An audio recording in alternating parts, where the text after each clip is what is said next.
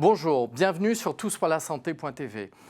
La riposte à la crise sanitaire du Covid a évolué entre le premier et le deuxième confinement. Il n'est plus question de fermer la porte des hôpitaux aux patients habituels. Dorénavant, l'ensemble des professionnels de santé de ville sont mobilisés, les médecins, les pharmaciens, les infirmiers et bien sûr les kinésithérapeutes. Comment ceux-ci s'organisent-ils pour venir en aide de nos concitoyens ? Bien sûr, il y a la rééducation des patients hospitalisés pour les aider à retrouver une vie normale le plus vite possible, mais pas seulement. Les kinés peuvent dorénavant participer au dépistage et être un véritable relais des recommandations. Ils ont découvert de nouvelles approches que nous allons découvrir. Et si on s'appuyait encore plus sur les kinés pour la gestion de la crise ?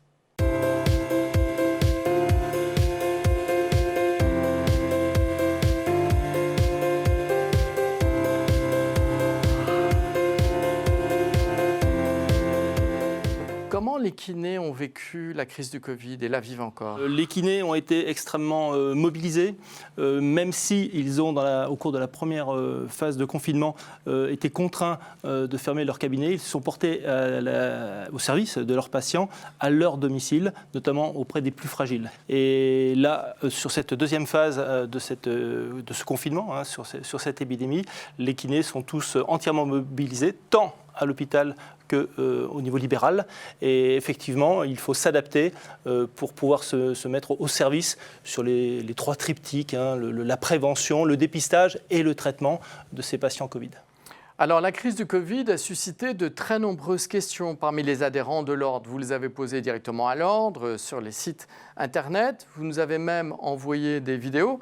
Donc, Jean-François Dumas va vous proposer de répondre à ces questions. Je vais essayer. Alors, on a fait un petit jeu. On a sélectionné parmi les nombreuses vidéos qui ont été envoyées.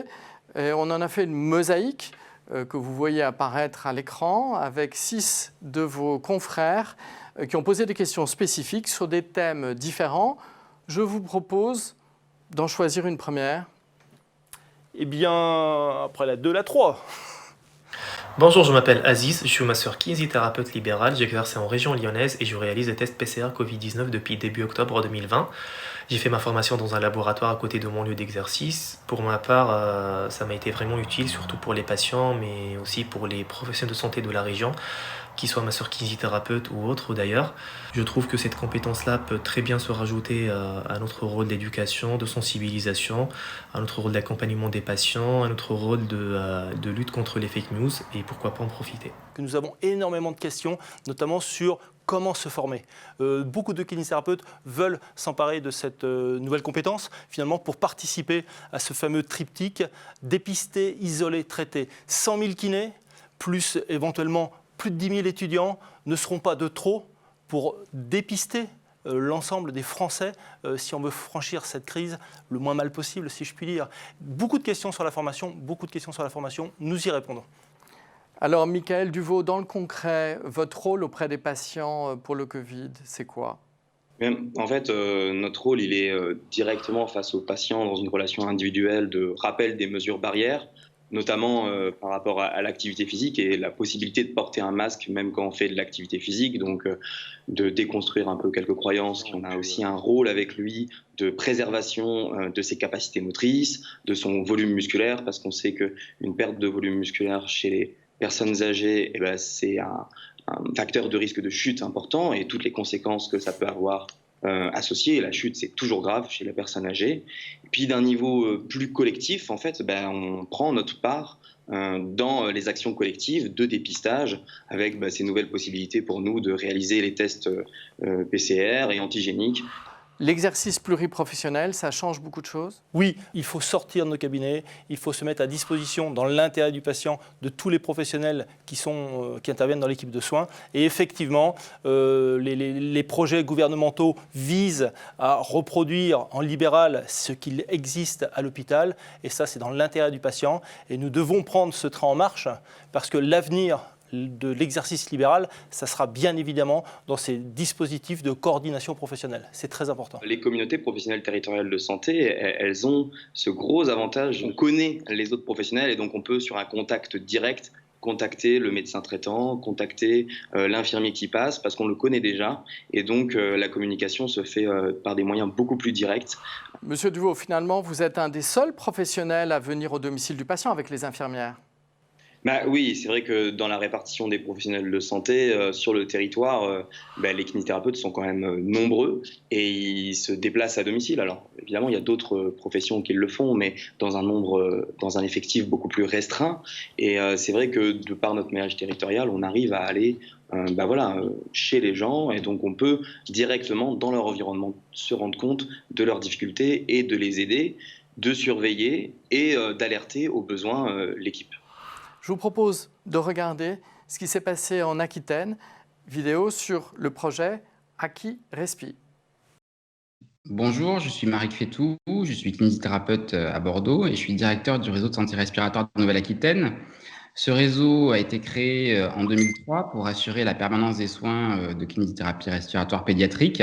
Nous développons depuis plusieurs semaines un projet en partenariat avec le Conseil national de l'ordre des kinés ainsi que l'URPS des kinés de Nouvelle-Aquitaine sur la prise en charge des patients en post-Covid, que ce soit le post-Covid, post-hospitalisation, post-aigu, ou ce qu'on appelle le Covid long, c'est-à-dire des patients qui ont des symptômes à distance de l'infection et pour lesquels il n'y a pas de prise en charge adaptée. Et donc, dans le cadre de ce projet post-Covid, il est proposé une prise en charge pluridisciplinaire où les kinésithérapeutes ont un rôle très important à jouer parce que les patients ont souvent un essoufflement, une dyspnée. Et donc, il s'agit de pouvoir orienter ces patients vers des kinésithérapeutes qui soient informés ou formés à la prise en charge de ces dyspnées qui sont un peu particulières puisqu'on est sur des dyspnées liées à des syndromes d'hyperventilation qui sont des pathologies assez peu courantes en pratique libérale. Alors, on a la chance d'avoir le docteur Patrick Dehaye. Vous êtes un médecin spécialiste de rééducation, vice-doyen de Bordeaux et aussi conseiller médical du directeur général de l'ARS Nouvelle-Aquitaine. Donc, vous connaissez bien ces problématiques.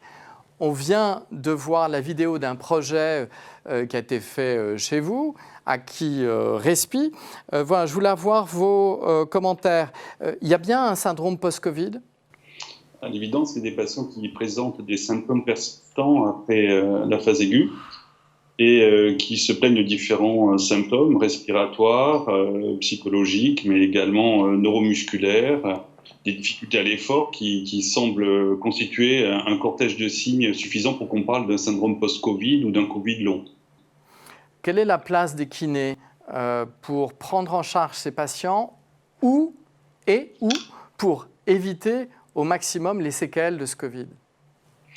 D'après moi, la place des kinésithérapeutes est centrale. Ils sont tout à fait aptes à voir ces patients, coordonner éventuellement d'autres professionnels, comme c'est le cas dans le cadre du projet développé par Aki Respi en Aquitaine, en Nouvelle-Aquitaine.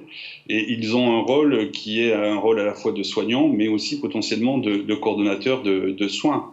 Ils sont la pièce principale de ce que l'on peut mettre en place, je pense, en post-Covid.